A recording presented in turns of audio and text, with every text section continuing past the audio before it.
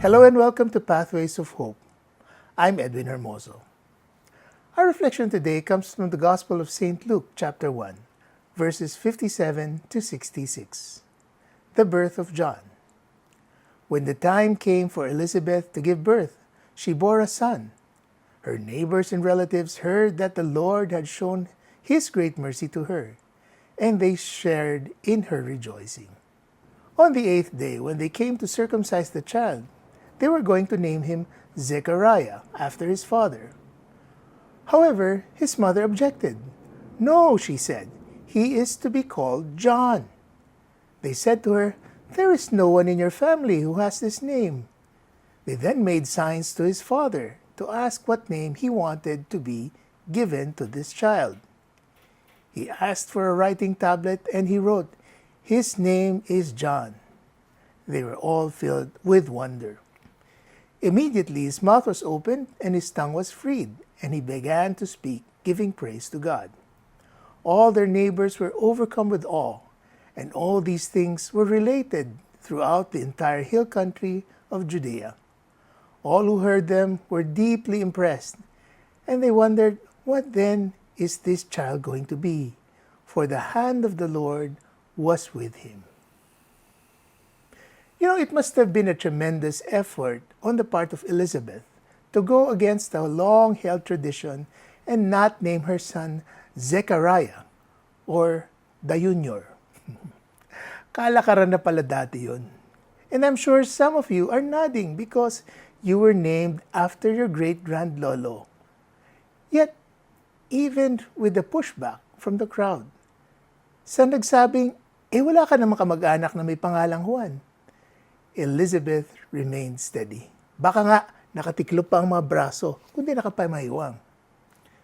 The crowd persisted at nag-forum shopping pa. They asked Zechariah, "What say you? Anong masasabi mo?" And when he finally wrote that his son's name is to be John, his mouth was opened and began to praise God. Pati ang mga tao na pamangha na rin. That led me to think that oftentimes the crowd is well-intentioned, but wrong. They are insistent and passionate, pero wrong pa rin. In today's postmodern setting, they are trending and popular. And sometimes they go overboard, which drowns out other voices, those who side with the truth, as Elizabeth and Zechariah had shown.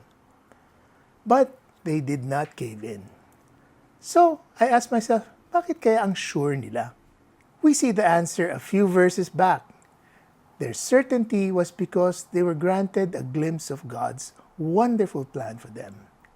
In the case of Zechariah, it was announced to him in detail by the angel Gabriel while he was in the sanctuary. In the case of Elizabeth, it was the moment when her baby leapt in her womb at Mary's greeting. They had their personal encounter with God through His creatures. So, they stood fast. Even if Zechariah did doubt initially, he learned quickly and recovered his speech and celebrated by giving thanks to God. In other words, their certainty was a product of their choice. They doubted their doubts and instead believed their beliefs. They put their faith in God instead of their limited human knowledge and practice. Isaiah 55 verses 8 to 9 captures this succinctly, and it says, "For my thoughts are not your thoughts, neither are your ways my ways, declares the Lord. As the heavens are higher than the earth, so are my ways higher than your ways, and my thoughts than your thoughts." Perhaps you're in a similar situation, where the crowd is relentless and causing you to doubt. Kapit lang. Be steadfast.